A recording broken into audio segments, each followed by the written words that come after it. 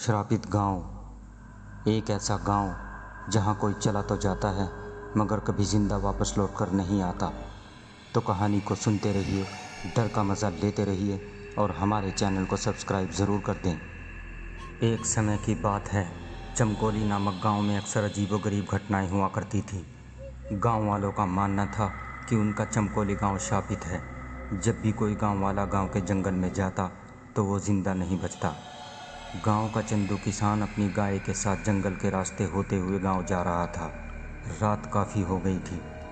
चंदू, अरे रात काफ़ी हो गई है, मुझे जल्दी निकलना चाहिए था, लेकिन ये गोरी जंगल में चरने लग गई और देर हो गई। गोरी अब चल जल्दी से, इस जंगल में बहुत अनहोनी घटनाएं होती रहती हैं।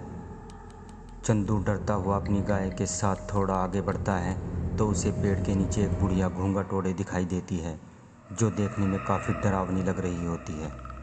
बुढ़िया हंसते हुए, अच्छा तो तुम आ ही गए। अच्छा हुआ कोई तो इस जंगल में आया। बहुत दिन हो गए किसी इंसान का खून नहीं पिया। आज तो मज़ा आ जाएगा, शिकार खुद चल कर आया है। चंदू, कौन हो तुम? हमें जाने दो, हमको अपने गांव जाना है। ये सब सुनकर चंदू बहुत डर जाता है और वहाँ से अपनी गांव के साथ भागने लगता है। भाग, अरे तेज़ भाग मेरी गोरी, नहीं तो आज हम दोनों नहीं बच पाएंगे। तभी वो घूंघट वाली बुढ़िया उसके सामने आ जाती है और अपने लंबे लंबे नाखूनों से चंदू को मार डालती है, उसके बाद उसकी गाय को भी। अगली सुबह ये खबर गांव वालों को पता चलती है। गांव के लोग ये जानकर बहुत हैरान हो जाते हैं। गांव में आदमी, अरे भैया, सुना है उस घूंघट वाली बुढ़िया ने कल रात चंदू किसान और उसकी गाय को मार डाला। भैया ये तो अच्छा नहीं हुआ।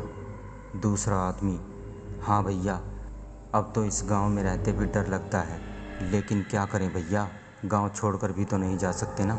वो ये जंगल है, वो गांव के बीचों बीच ही पड़ता है, आखिर जाए तो कहाँ जाए। ये बोलते हुए वो दोनों बहुत उदास हो जाते हैं।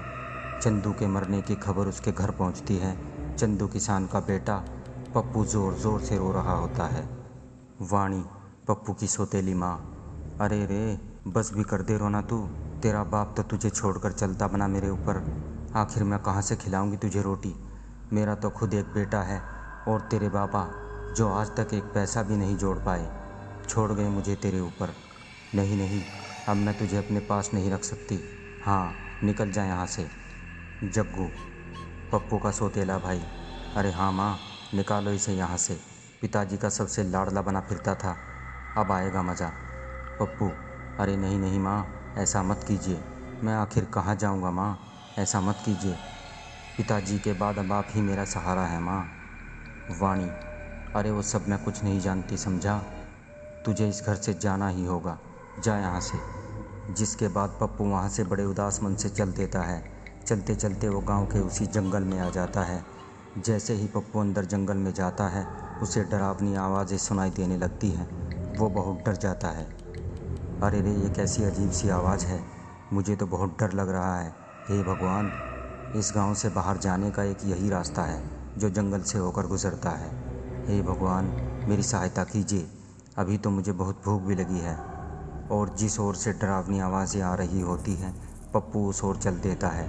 तभी वो देखता है कि वही पेड़ के नीचे घूंघट में एक बुढ़िया बैठी है। बुढ़िया हंसते हुए, आ गया तू, अब मुझे एक नया शिकार मिल गया। उसकी बात सुनकर पप्पू काफ़ी डर जाता है। हे भगवान, अब मैं क्या करूं?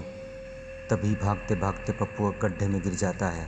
जैसे ही पप्पू उस गड्ढे में गिरता है, वो एक ऐसी जगह पहुंच जाता है जहां बहुत रोशनी होती है। काफ़ी बड़े बड़े पेड़ होते हैं और उन्हीं पेड़ों के पास एक बहुत ही सुंदर नदी होती है। वहाँ आसपास अलग अलग तरह के पक्षी और जानवर घूम रहे होते हैं। सबको देख पप्पू हैरान रह जाता है। पप्पू, अरे ये मैं कहाँ आ गया हूँ, ऐसा अजीब सा जंगल तो मैंने कभी नहीं देखा।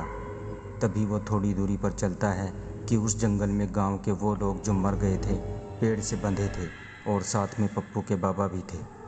पप्पू ये देखकर हैरान रह जाता है और अपने बाबा के पास आ जाता है।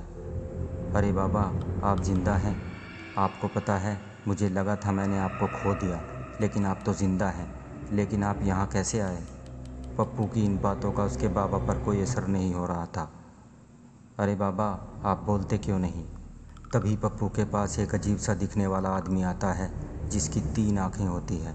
पप्पू उसे देखकर हैरान हो जाता है।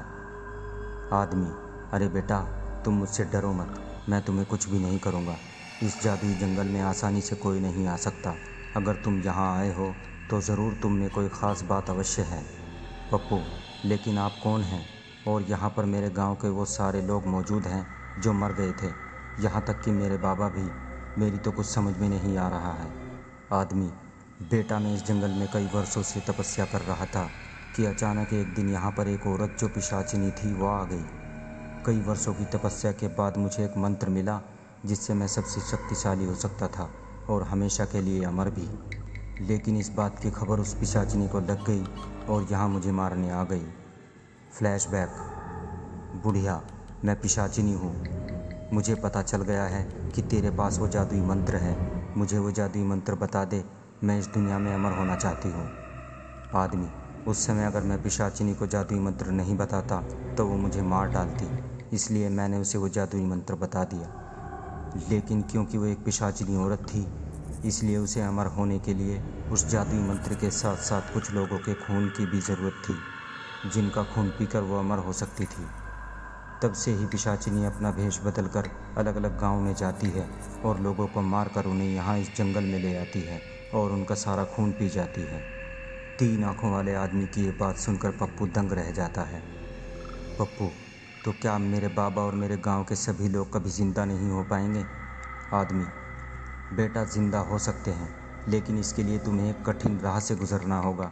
वो घूंघट वाली औरत ही पिशाचिनी है जो तुम्हारे गांव के लोगों को मारा करती है। अब बस उसे कुछ ही लोगों के खून की ज़रूरत है, जिसके बाद वो उस जादुई मंत्र से अमर हो जाएगी। अगर ऐसा हुआ तो तुम कभी भी अपने पिता और बाकी गांव वालों को कभी ज़िंदा नहीं कर पाओगे। सिर्फ एक ही रास्ता है जो उस घूंघट वाली पिशाचिनी को अमर होने से रोक सकता है। पप्पू: मुझे वो राह बताएं। मैं अपने बाबा और गांव वालों को फिर से ज़िंदा करना चाहता हूँ। बताइए मुझे क्या करना होगा। तभी वो 3 आँख वाला आदमी पप्पू को एक जल का लोटा देता है। पप्पू, इस शुद्ध जल के कलश को लेकर तुम्हें इस पिशाचिनी के पास जंगल में जाना होगा और जिस वृक्ष के नीचे वो अपने शिकार का इंतज़ार करती है, उसी वृक्ष के ऊपर एक उल्लू निवास करता है। उसी उल्लू में उस पिशाचिनी के प्राण हैं। अगर उस उल्लू के ऊपर तुम इस सिद्ध जल को छिड़क दो तो उसका अंत निश्चित है। पप्पू, आप मुझ पर भरोसा करें, मैं अपने बाबा और गांव वालों के लिए अपने प्राणों से खेल जाऊंगा। आदमी: कलश लेकर तो तुम जाओगे, लेकिन ध्यान रहे, ये कलश अगर गलती से पिशाचिनी ने छू लिया तो इसकी सारी शक्ति खत्म हो जाएगी। एक बात और, ये काम तुम्हें सूर्यास्त के वक्त ही करना होगा।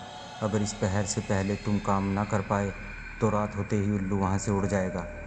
उसके बाद उसका पता चल पाना बहुत मुश्किल होगा। पप्पू, आपकी कही सब बातों का मैं ध्यान रखूँगा। अब आप मुझे आज्ञा दें। आदमी: तुम अपने कार्य में कामयाब होकर लौटो, सभी का आशीर्वाद तुम्हारे साथ है। उसके बाद पप्पू जंगल में ठीक उसी जगह सूर्यास्त से पहले पहुंच जाता है। मैं उस पिशाचिनी को किस तरह इस पेड़ के नीचे से हटाऊं? अगर मैं इसके सामने गया तो ये मेरे पीछे पड़ जाएगी और इस कलश को भी तोड़ना चाहेगी। हे भगवान, मेरी मदद करो। तभी पप्पू के सामने उसकी गाय गोरी, जिसको पिशाचिनी ने मार दिया होता है, वो आ जाती है। अरे गोरी, तुम आ गई? गोरी: हाँ पप्पू, मैं तुम्हारी मदद करने आ गई हूँ। अब मैं तुम्हारा रूप लेकर पिशाचिनी के सामने जाऊंगी, जिससे वो मेरे पीछे भागेगी। तब तुम पीछे से जाकर उस पेड़ पर बैठे उल्लू पर इस सिद्ध जल को छिड़क देना, जिससे इस पिशाचिनी का अंत हो जाएगा। पप्पू: ठीक है, मैं बिल्कुल वैसा ही करूँगा। उसके बाद गोरी पप्पू का रूप ले लेती है। पिशाचिनी के सामने जाकर: इधर देखो बूढ़ी पिशाचिनी, आओ मेरे पास। पिशाचिनी: अरे ये क्या देख रही हूँ, आज मेरा शिकार मुझे खुद बुला रहा है। आज तो आनंद आ जाएगा। उस दिन तुम कहीं भाग निकले थे, आज तुम्हें कोई नहीं बचा पाएगा। पप्पू: सूर्यास्त होने ही वाला है, यही वक्त है जब मुझे उस उल्लू पर जल छिड़क कर इस पिशाचिनी का अंत करना होगा। पप्पू झट से उस पेड़ पर चढ़ जाता है और देखता है कि एक बहुत भयानक सा उल्लू पेड़ की डाल पर बैठा हुआ है। पप्पू कलश से जल उस पर छिड़क देता है, जिससे उल्लू जलकर खाक हो जाता है और वहीं दूसरी ओर पिशाचिनी गोरी के पीछे भागते हुए जलने लगती है। पिशाचिनी: अरे ये क्या हो रहा है, मेरा शरीर कैसे जल रहा है? धोखा, मेरे साथ धोखा हुआ है। नहीं, किसी को नहीं छोड़ूंगी, बचाओ। पप्पू: धन्यवाद ईश्वर, मैं इस पिशाचिनी का अंत करने में सफल हुआ। उसके ख़त्म होते ही पप्पू के बाबा और सभी गांव वाले उस 3 आँख वाले आदमी के साथ वहां आ जाते हैं, जिन्हें देखकर पप्पू बहुत खुश हो जाता है। पप्पू, अरे बाबा, आप जिंदा हो गए। मेरे प्यारे बाबा, देखो मैं आपको अपने पास फिर से ले आया। चंदू, हाँ मेरे बच्चे, देख मैं तेरे पास आ गया हूँ। 3 आँख वाला आदमी, वाह पप्पू, तुम सच में बहुत बहादुर और साहसी हो। तुमने उस पिशाचिनी घूंघट वाली बुढ़िया को हमेशा के लिए मुक्त कर दिया है। अब वो बहुत दूर जा चुकी है। अब तुम्हारा गांव शापित नहीं रहा बेटा। अब किसी भी गांव वाले की मौत नहीं होगी, और ये सब तुम्हारे ही कारण हुआ है। ये सुनकर वापस जिंदा हुए सारे गांव वाले भी पप्पू का धन्यवाद करने लगते हैं। वाणी, मुझे माफ़ कर दो पप्पू, मैंने तुम्हारे साथ बहुत गलत व्यवहार किया। पप्पू, मेरे मन में आपके लिए कोई कड़वाहट नहीं है माँ। देखो पिताजी अब हमारे साथ हैं, अब हम सब साथ रहेंगे। बूढ़ा आदमी, अरे वाह बेटा, तुमने जो हमारे लिए किया वो कोई नहीं कर सकता। तुम वाकई ही हमारे गांव के नायाब हीरे हो। हम तो तुम्हें पाकर धन्य हो गए बेटा।